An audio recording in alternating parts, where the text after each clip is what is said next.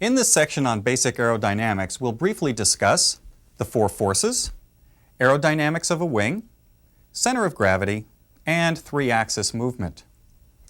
The four forces include lift, weight, thrust, and drag. Lift acts upwards. Weight acts downwards, opposing lift. Thrust pulls forward, and drag acts in a rearward direction, opposing thrust. When the aircraft is in straight and level flight, at a constant airspeed, lift equals weight and thrust equals drag. Let's look at each force separately. Lift is an upward force created by the movement of an airfoil through the air. An airfoil is more commonly called a wing. Bernoulli's principle says that as the velocity of a fluid increases, its pressure decreases. Well, air is a fluid, and the curvature of the airfoil forces the air above it to flow more quickly than the air below it. The lower pressure above and the higher pressure below cause the airfoil to rise. The remainder of lift is created when air strikes the bottom of the airfoil and is deflected downwards. This creates an equal and opposite reaction that pushes the airfoil upwards. Remember, the rotor blade on a helicopter is a rotating airfoil, and it generates lift just like an airplane wing. Weight is the force exerted by the Earth's gravity. It acts vertically toward the center of the Earth and opposes lift. Thrust moves the aircraft forward through the air. In an airplane, the propeller supplies thrust. In a helicopter, the main rotor provides thrust. In fact, helicopters are unique in this respect. They can direct their thrust forward, aft, or sideways by tilting the main rotor. In practical terms, there really is no distinction between lift and thrust in a helicopter. The main rotor blades produce both. Thrust is simply that part of vertical lift that's been redirected into horizontal lift. Drag is the force that retards the movement of an aircraft through the air and opposes thrust. There are two types of drag.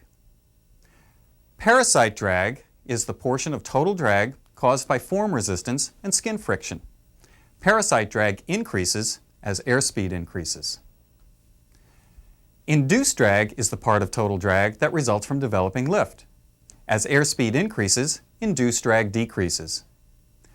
We can see the relationship between drag and speed in this graph called the drag-speed chart. You can see that as airspeed increases, parasite drag increases and induced drag decreases. Where these drag coefficients cross at point B, total drag is lowest. If we were to drop down here to our speed axis, we would find the maximum glide range airspeed. And this is called best glide speed. This is the speed at which the helicopter will travel the maximum horizontal distance per foot of altitude lost. Let's look at the parts of a wing now. As the wing moves through the air, the oncoming air will split around the wing over the top and through the bottom around the leading edge. The airflow on top and on bottom meet again at the trailing edge. The chord line is an imaginary line that runs from the leading edge to the trailing edge.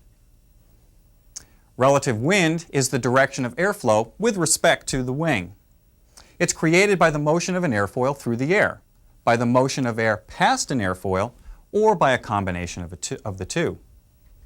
For a helicopter, the relative wind is the flow of air with respect to the rotor blades. The relative wind is parallel to the flight path, but moves in the opposite direction. Relative wind may be affected by several factors, including the rotation of the rotor blades, horizontal movement of the helicopter itself, or the flapping of the rotor blades. Also, wind speed and direction. The angle between the chord line and the relative wind is the angle of attack. Don't confuse angle of attack with pitch angle of the rotor blades. Pitch angle is the angle of the blades relative to the helicopter itself.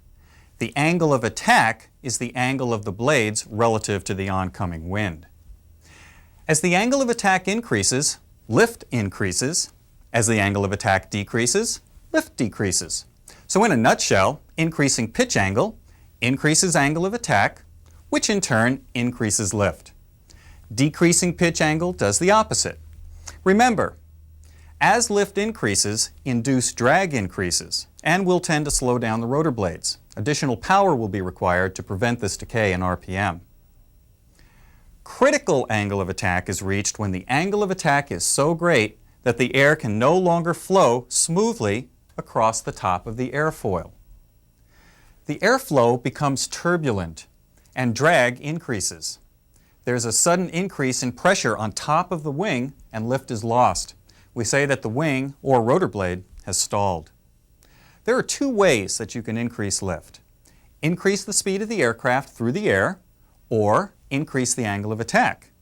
Now in a helicopter, we have to keep the rotor RPM at a relatively constant speed. Therefore, our only choice is to vary the angle of attack. We'll finish up basic aerodynamics by reviewing center of gravity and 3 axes of movement. The entire helicopter is balanced around an invisible point called the center of gravity and is the center of the helicopter's total weight. This point, abbreviated CG, is usually located near the rotor mast. The helicopter has 3 axes of movement which intersect at the center of gravity. Imagine running a shish kebab skewer from the nose to the tail. This is the longitudinal axis. Moving the main rotor side to side is moving it along the longitudinal axis. Put the skewer through from one door to the other and move the main rotor front and back, and you control the attitude of the helicopter about the lateral axis. This motion is called pitch. The vertical axis goes from the top to the bottom through the center of the helicopter, where the rotor mast is. Movement about this axis is controlled by the anti-torque rotor and is called yaw. We often refer to control of this direction as heading. Enough said about basic aerodynamics. Let's look at the checklist now for the next section on helicopter systems and flight controls. Then we'll go on out to the ramp and examine these systems up close. We're going to look at main rotor systems, rotor clutch, the freewheeling unit, carburetor icing, the anti-torque rotor system, flight controls, including the collective, throttle, cyclic, anti-torque rotor pedals, and abnormal vibrations. Let's go outside and take a look at these systems close up.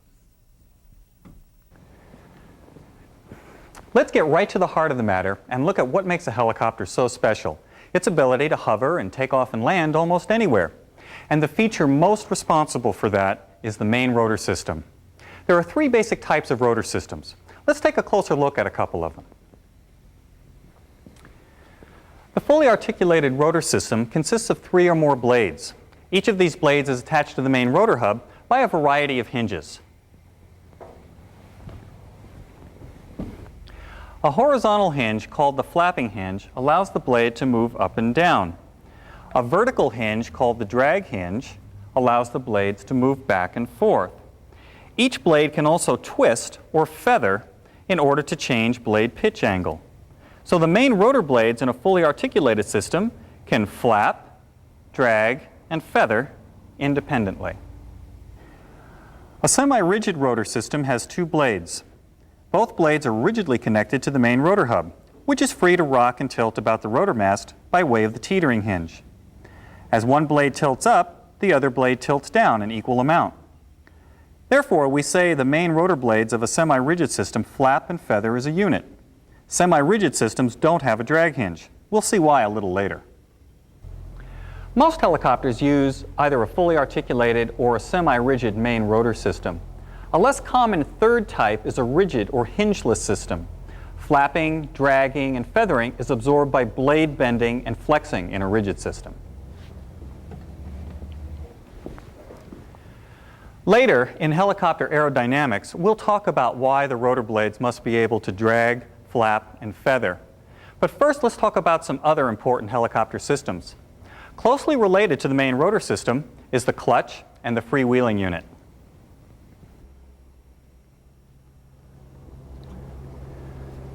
Most helicopters, except the very lightest ones, use a clutch to engage the main rotor system.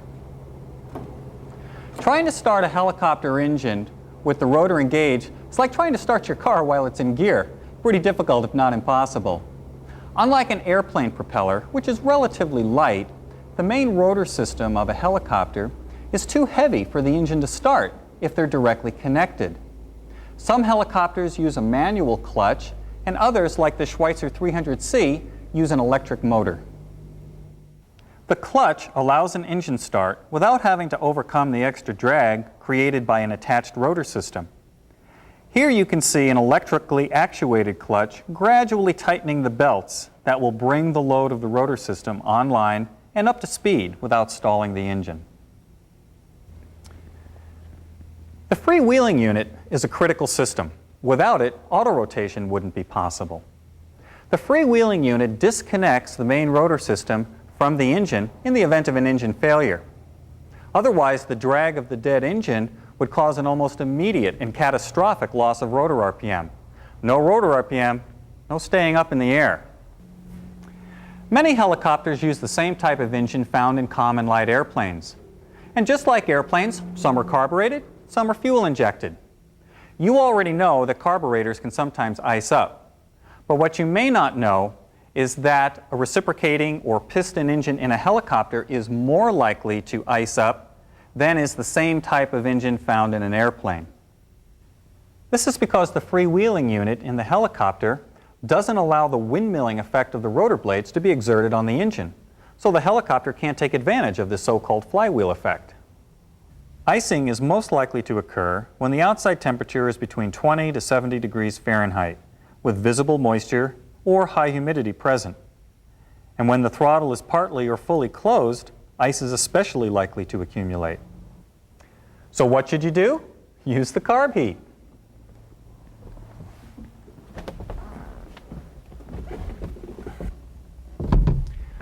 When operating the helicopter in conditions that are favorable to carburetor icing, adjust the carb heat to keep the carburetor air temperature gauge in the green or normal range at all times, except for takeoffs. During takeoff, the carb heat should not be used. You'll want to keep as much power available as possible during this critical phase of flight.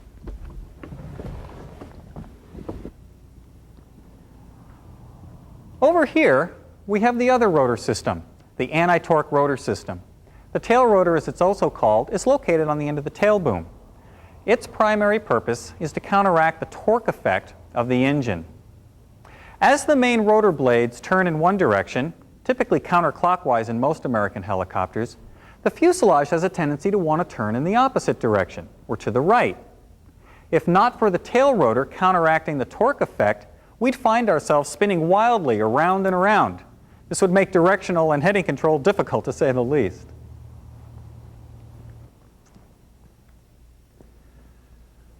Foot pedals are used to vary the thrust of the tail rotor.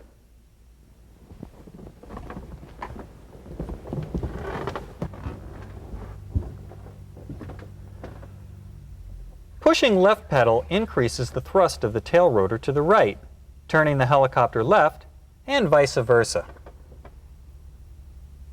By varying the thrust of the tail rotor, we can change heading during hovering operations, maintain heading in crosswind departures and approaches, and, in an auto rotation, maintain heading by correcting for the loss of torque.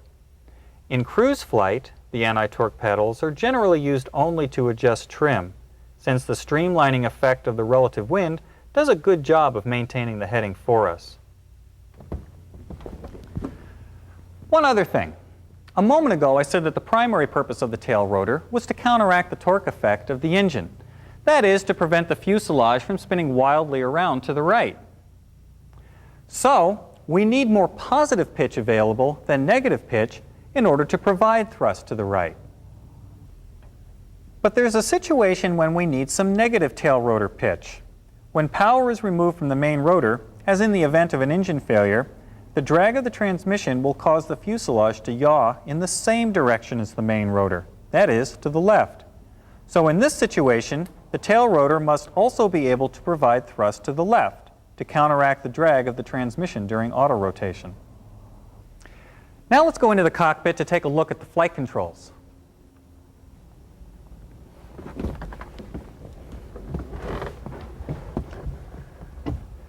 The collective is located on the pilot's left side. The collective controls altitude. Adjusting it makes equal changes in the pitch of all the main rotor blades at the same time, or collectively. Raising the collective increases the pitch angle, which increases angle of attack, which of course increases lift. And since all blades are increased in equal amount, lift is increased equally across the entire rotor disc. Lift is decreased when the collective is lowered. The throttle is located on the collective and controls RPM. As collective pitch is increased, a mechanical linkage called the correlator, or in some helicopters an electronic governor, increases the throttle automatically to provide additional engine power. Similarly, as the collective is decreased, the throttle is decreased. In this sense, the collective control maintains desired engine power. The cyclic determines the helicopter's direction of travel. The cyclic pitch control, located between the pilot's legs, changes the pitch angle of each of the rotor blades one at a time as they pass through the same point in the plane of rotor rotation. Increasing the pitch angle of the blades at one point in the plane of rotation relative to other points tilts the rotor disc. For example, if I want to fly forward, I need to tilt the rotor disc forward, and I do this by pushing the cyclic. Likewise, if I want to move aft, I need to tilt the rotor disc aft, and I do that by pulling back on the cyclic. Similarly, moving to the sides requires that I move the cyclic to the sides, which of course tilts the rotor disc in the appropriate direction. By tilting the rotor disc, we're redirecting some of the vertical lift into a horizontal component of lift. And the more we tilt the rotor disc, the more lift we're redirecting horizontally. By controlling how much lift is redirected in this fashion, the cyclic also controls airspeed. Let's look at this in more detail. Here we see a helicopter at a stationary hover. All the lift is directed vertically. But if you want to move forward, you have to redirect some of this vertical lift into horizontal lift. By doing that, though, you've robbed Peter to pay Paul. Now there isn't enough vertical lift to maintain altitude, and you'll start descending. In order to maintain altitude, it makes sense that the vertical component of lift must equal the aircraft's weight, so you'll need to raise the collective to increase vertical lift. And remember, turning or banking increases the load factor or weight of the helicopter, requiring even more collective increase. We've covered the collective, the throttle, and the cyclic. That just leaves the anti-torque rotor pedals. As you recall, they control heading by regulating the amount of thrust that the tail rotor produces. Pushing left pedal increases tail rotor thrust. Pushing right pedal decreases tail rotor thrust. The pedals coordinate tail rotor thrust with changes in main rotor torque, enabling you to maintain the desired heading. It's important to keep in mind that the engine is providing power to both the main rotor and the tail rotor by way of the transmission. The greatest amount of engine power will be required when making a left pedal turn. Think about it. Pushing left pedal increases the thrust of the tail rotor, thus requiring more power from the engine. The main rotor RPM will decrease and the aircraft will settle if throttle isn't added. The opposite happens when pushing right pedal. Tail rotor thrust is reduced, so more of the engine power goes to the main rotor. The main rotor RPM will increase and the aircraft will rise, unless we reduce the throttle. Now that we've described the functions of the different flight controls, let's talk about how you might use them all together in an actual flight situation. Suppose you were performing a normal approach from altitude to a hover. The collective, because it controls altitude, will control the angle of descent. If you lose altitude quickly, the angle of descent will be steep. If you lose altitude slowly, the angle of descent will be shallow. Since the cyclic controls airspeed, it'll control the rate of closure, or how quickly you approach to a hover. Finally, the anti-torque pedals maintain heading and keep your nose pointed in the right direction. By skillfully coordinating all the controls, the transition from flight at altitude through the approach and into a hover can be managed smoothly. Someday you may be flying along and notice that the helicopter just doesn't feel or sound right. Knowing what these abnormal vibrations and sounds could mean could give you a good clue as to what's wrong with your rotorcraft. Low-frequency vibrations are countable. That is, they're in the 100 to 400 cycles per second range and always indicate a problem with the main rotor system. Medium-frequency vibrations or sounds are usually associated with problems in the tail rotor system. And high-frequency sounds or vibrations typically mean there's a problem with the engine or the transmission. Think of it this way. The faster the component turns, the higher the frequency. The main rotor turns relatively slowly, about 500 RPM. Next comes the tail rotor, which typically turns about 6 to 9 times faster than the main rotor. And fastest of all are the engine and transmission, which can run upwards of 3,000 RPM. No matter what the cause may be, prudence dictates that you get on the ground as soon as possible. Well, that concludes our discussion of helicopter systems and flight controls. Let's go back to the pilot lounge now and talk about helicopter aerodynamics. In this section, we're going to focus on aerodynamics unique to rotorcraft. This includes gyroscopic precession, coning, translating tendency, ground effect, translational lift, transverse flow, vortex circulation, dissymmetry of lift, flapping, retreating blade stall, Coriolis effect and lead lag, and feathering. The spinning main rotor of a helicopter behaves like a gyroscope. Both are affected by a property called precession, a characteristic of all rotating bodies. Take a look at this simple example. If you touch a spinning object, it will tilt. But the rotating object must make another quarter turn from where you touched it before it tilts. Think of it as a delayed reaction. Well, the helicopter's main rotor is a rotating body, just like a gyroscope. When you make a cyclic control input, which is a blade pitch change, you're applying a force to a specific point on that rotating body. The rotor disc will react by tilting, but only after making another quarter turn in the direction of rotation. So precession requires that the cyclic control be designed to make a pitch change early, specifically a quarter turn before the desired effect needs to take place. The pitch angle of the blade is at a maximum at the 3 o'clock position, which is on the pilot's right. Remember, the main rotor blades turn counterclockwise. What is the effect of increasing pitch angle? It means you'll be increasing lift. If the pitch angle is at a maximum on the advancing right side, the delayed reaction of increased lift won't occur until a quarter turn later. The maximum rise in the rotor disc will be at the 12 o'clock position, in front. Similarly, the maximum decrease in pitch angle will start at the 9 o'clock position, on the left side, but the maximum decrease in lift won't happen until when? A quarter turn later, at the aft position. Consequently, the maximum lift is in front and the minimum lift is at the rear. This makes the rotor disc tilt aft. Now on to coning. Coning refers to the upward flexing of the main rotor blades when a load is applied to the system. Before takeoff, centrifugal force is the major force acting on the rotating rotor blades. This force acts outwards from the rotor mast, keeping the blades straight and rigid. At this point, the weight of the helicopter is still on the ground, not on the rotor blades. But as the collective pitch is raised, increasing the angle of attack, lift is increased. On takeoff, the weight of the helicopter is transferred from the ground to the rotor blades, and the aircraft is literally hanging from the blades.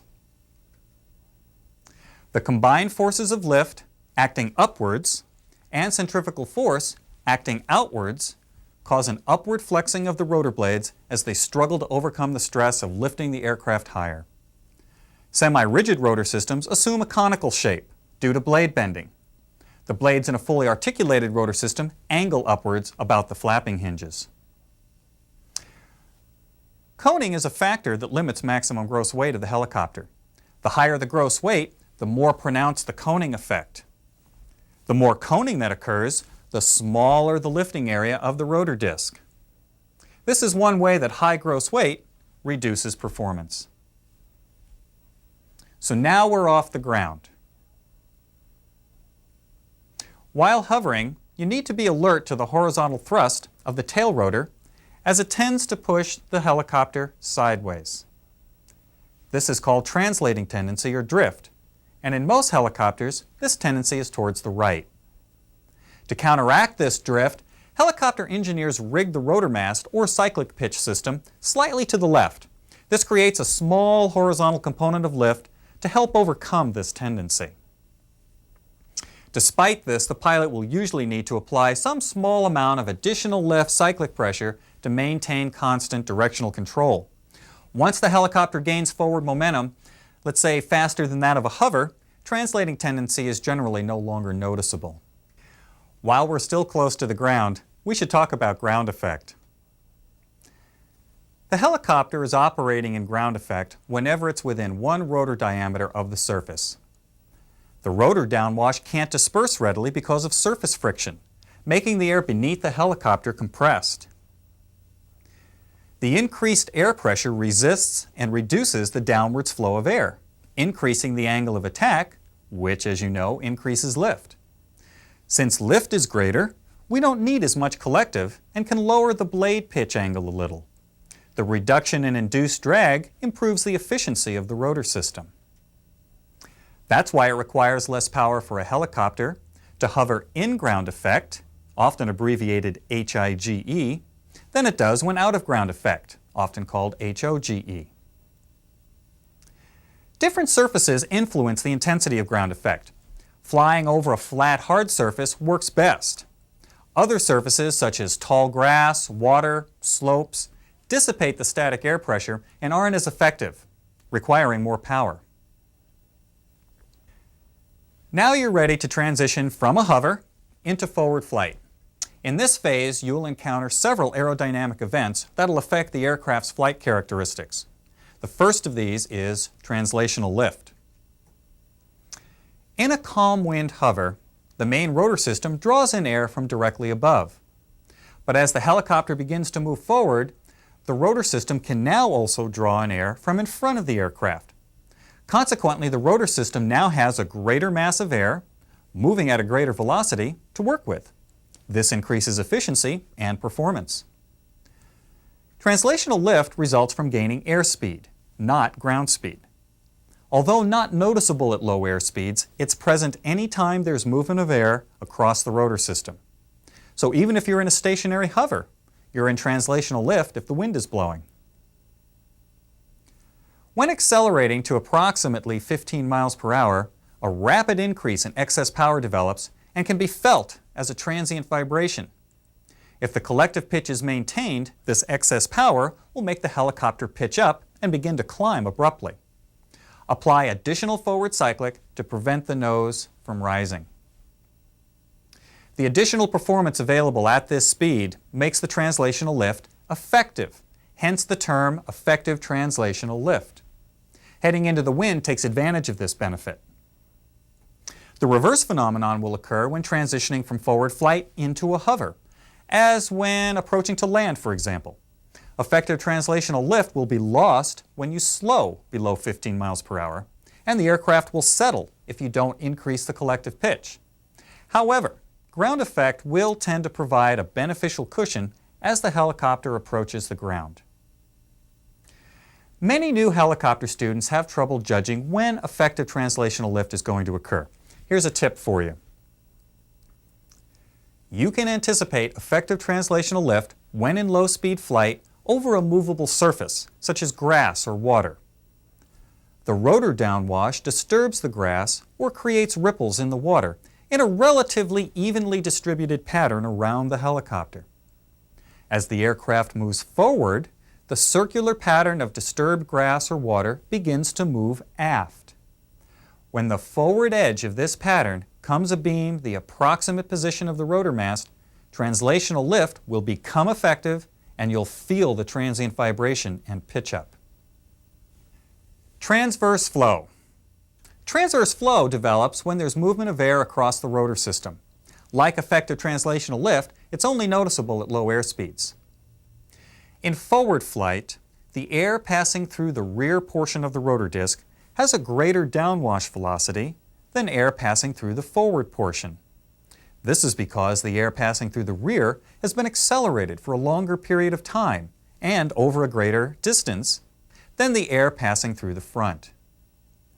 The increased downwash velocity and greater downwards angle of the air at the rear of the disc decreases the angle of attack and hence the blade lift at the rear. Similarly, lift is increased at the front. Now, gyroscopic precession delays the effect of reduced lift until the blade makes another quarter turn counterclockwise towards the right side. Having lower lift on the right and higher lift on the left will cause the disc to tilt to the right. You'll usually need to apply some left cyclic in order to compensate for this tilt when in forward flight at low airspeeds. Here's an almost sure bet to win you some points in a trivia contest. Ask most airplane pilots about wake turbulence, and they'll tell you about two counter-rotating cylinders of air that trail behind the wingtips of an airplane whenever it generates lift.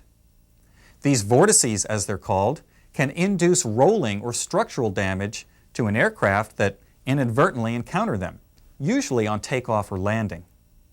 What most pilots don't know is that helicopters can generate vortex circulation also. These vortices trail behind the helicopter in a manner similar to wingtip vortices generated by airplanes. The vortex strength is greatest when the aircraft is heavy, clean, and slow. So watch for wake turbulence even around helicopters. Now we come to one of the most important aerodynamic factors affecting rotorcraft flight, dissymmetry of lift. In zero airspeed conditions, like hovering in a calm wind, the airflow passing through the rotor system is equal across the entire rotor disc. As the helicopter moves through the air, however, the airflow going through the advancing half of the rotor disc is relatively greater than the airflow going through the retreating half. Let's use this example to illustrate. Assume the blade tip is going 400 miles per hour and the helicopter itself is flying forward at 100 miles per hour. Since both the helicopter and the advancing blade are advancing in the same direction, the total speed of the advancing blade is 500 miles per hour. Blade tip speed plus aircraft speed equals 500 miles per hour. The retreating blade is also moving at 400 miles per hour, but it's retreating or moving away from the direction the helicopter is traveling. So the total speed of the retreating blade is only 300 miles per hour. Blade tip speed minus aircraft speed equals 300 miles per hour. There's a relative difference in speed of 200 miles per hour between the advancing half versus the retreating half of the rotor disc. Even though the rotor is turning at the same speed on both sides, the advancing blade benefits from the extra airflow gained from moving in the same direction as the aircraft, while the retreating blade loses an equal amount. Thus, a dissymmetry or unequal lift across the rotor disc occurs in horizontal flight. The difference in relative wind speed means the advancing blade produces more lift than the retreating blade. Dissymmetry of lift is sort of like riding an escalator. If you just stand there, you go the same speed whether riding up or down. But if you walk up the escalator or advance while it's moving up, your average speed is pretty fast. By the same token though, if you try to walk down or retreat on an escalator that's moving up, your average speed is pretty slow. All things being equal, dissymmetry of lift would cause the helicopter to roll in the direction of the retreating or left side of the rotor disc when in forward motion. This would make for extremely awkward flying. Fortunately, there's an elegant yet simple cure for this problem. It's called flapping. Flapping alleviates dissymmetry of lift. Rotorcraft designers designed the rotor system so that the blades can move up and down freely. In a fully articulated rotor system, a horizontal flapping hinge allows each blade to move up and down independently. In a semi-rigid system, the blades move up and down as a unit about the rotor mast, much like a teeter-totter. This is why two-bladed systems are sometimes called teetering rotor systems. Rigid rotor systems achieve the same effect by way of blade bending. Here's how flapping works.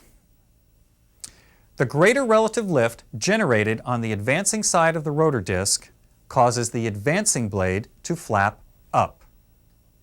This upward movement, with respect to the relative wind, reduces the angle of attack of the blade, thus decreasing lift. Just the opposite occurs with the retreating blade. The reduced lift on the retreating side causes the blade to flap down, increasing its angle of attack, thus generating increased lift. If this sounds complicated, it's really not. Let's summarize this entire process in a table. Dissymmetry of lift causes an increase in angle of attack on the advancing side, which causes an increase in lift, and a decrease in angle of attack on the retreating side, which causes a decrease in lift. Flapping up on the advancing side decreases lift, while flapping down on the retreating side increases lift. Bottom line, flapping cancels out the dissymmetry of lift. This automatically equalizes lift across the entire rotor disc. There are practical limits to how far the rotor blades can flap. At high forward air speeds, dissymmetry of lift becomes so great that flapping can't alleviate the imbalance any longer. As you saw a moment ago, there can be a difference of 200 miles per hour in speed between the advancing and retreating blades because of dissymmetry of lift. Suppose you increase your forward speed to 150 miles per hour. The advancing blade is now going 550 miles per hour, and the retreating blade is going 250 miles an hour. Now a difference of 300 miles per hour. As you increase your forward air speed, dissymmetry of lift grows greater and greater very quickly. You eventually reach a point where insufficient lift on the retreating side becomes a real problem, and the only way the retreating blade can produce more lift is to increase its angle of attack. Eventually, the relatively slow retreating blade exceeds its critical angle of attack and stalls. The advancing blade continues to produce lift, so we end up with a helicopter that's stalled only on the retreating side. That's why this flight condition is called retreating blade stall. Engineers calculate the forward airspeed at which retreating blade stall is likely to occur for each model of helicopter. This becomes the rotorcraft's never exceed speed, or VNE. It's interesting to note that VNE in rotorcraft and VNE in airplanes are calculated differently. VNE in airplanes is determined by structural limitations, but in rotorcraft it's retreating blade stall. A number of factors will increase the likelihood that retreating blade stall will occur. These include high gross weight, high true altitude or high density altitude, turbulent air, low RPM, steep turns, and abrupt maneuvers. You should reduce VNE under these conditions in order to avoid retreating blade stall. The major indications of retreating blade stall situation are a low frequency vibration, the nose pitches up, and there's a tendency for the helicopter to roll. Here's a brain teaser for you. If the rotor disc is stalling on the left, why is it pitching up instead of to the left side? Remember gyroscopic precession? The stall won't become noticeable until it rotates another quarter turn towards the rear of the helicopter. Similarly, the high lift generated on the advancing right side will move to the front, hence the nose pitch up. You correct for retreating blade stall by dealing with the causes. The pilot should react by reducing the collective pitch to lower the angle of attack, increasing the rotor RPM within allowable limits to increase lift on the retreating side, and reduce forward airspeed by applying aft cyclic to reduce the dissymmetry of lift. Also, keep maneuvering to a minimum. There's another phenomenon associated with flapping. As you can see in this graphic, When a blade flaps either up or down, its center of mass moves somewhat closer to the axis of rotation. When this happens, a force called Coriolis effect causes the blade to accelerate. Let's use the example of a figure skater to show this. While performing a spin with her arms extended, she tends to spin rather slowly. But when she draws them in towards her rotating body, she begins to spin faster. In the same way, when a rotor blade flaps up or down from true horizontal, its center of mass moves somewhat closer to the axis of rotation, and the blade accelerates. Let's illustrate this with a graphical example. The rotor blades are at true horizontal when they're at the 12 o'clock and the 6 o'clock positions, and their center of mass is furthest from the axis of rotation. As the blades rotate, they flap, causing the center of mass to move closer to the axis of rotation. Notice that as the blades rotate, they accelerate slightly, in this example from 400 miles per hour to 405 miles per hour.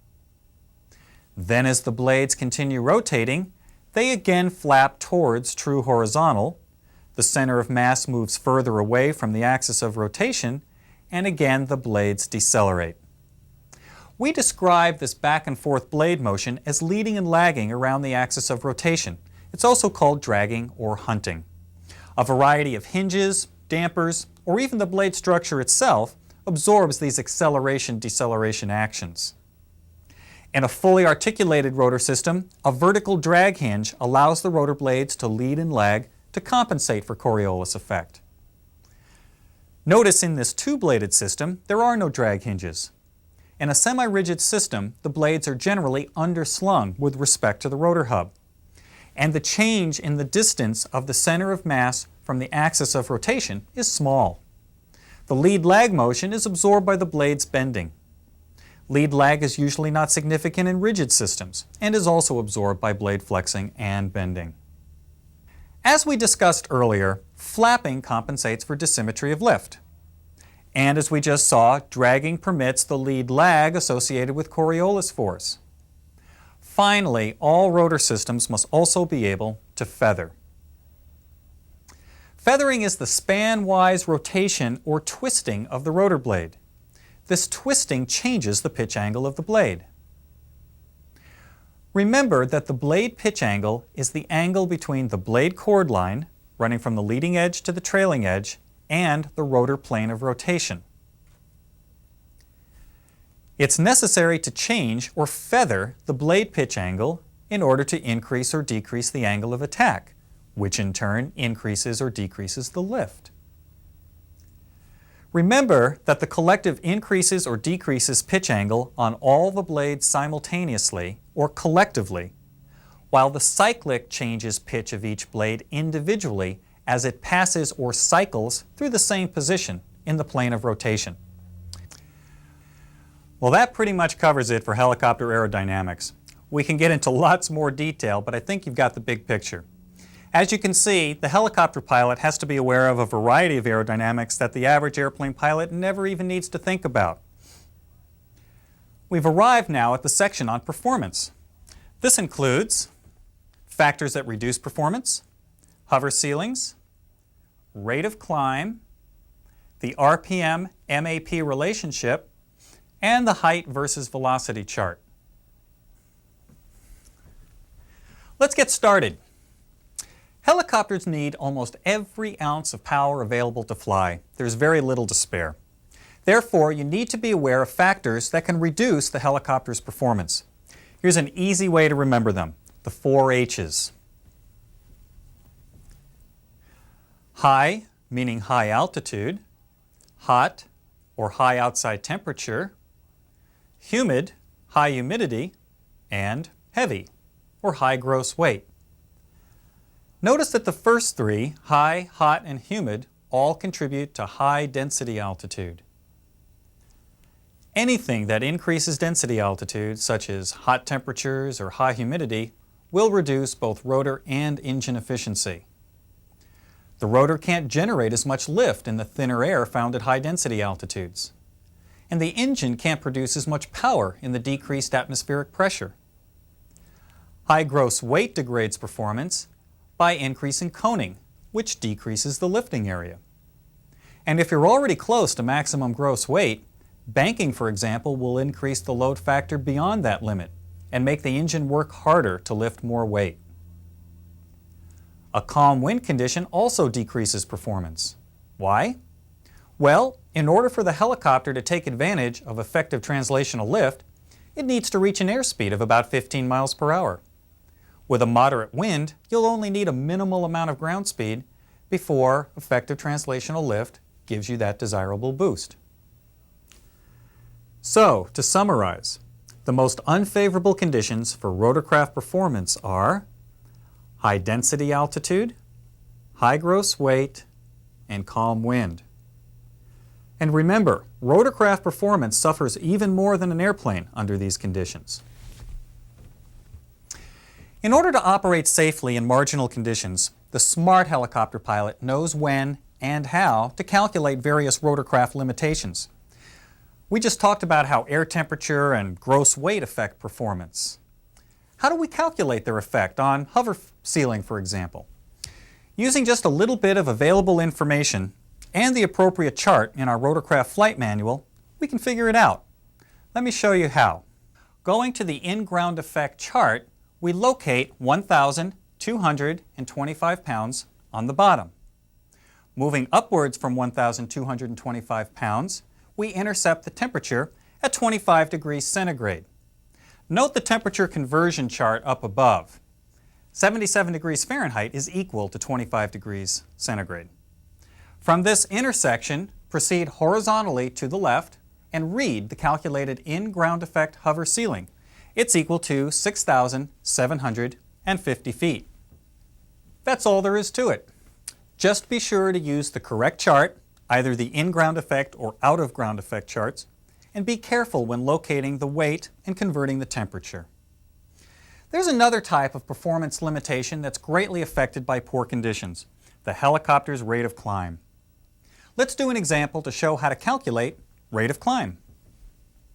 Go to the rate of climb chart and find 4,100 feet on the vertical axis. Draw a line to the right until you intercept 90 degrees. Notice that there isn't actually a 90-degree line, so you'll need to estimate or draw a 90-degree line right in between the lines for 80 and 100 degrees. Finally, draw a line down to the rate of climb axis, and you'll see that it intersects it at 250 feet per minute. It's recommended that you accelerate slowly into forward flight during takeoff in these conditions. Let me advise you again, be careful. Most people make mistakes from misreading the charts, not from doing the actual calculations.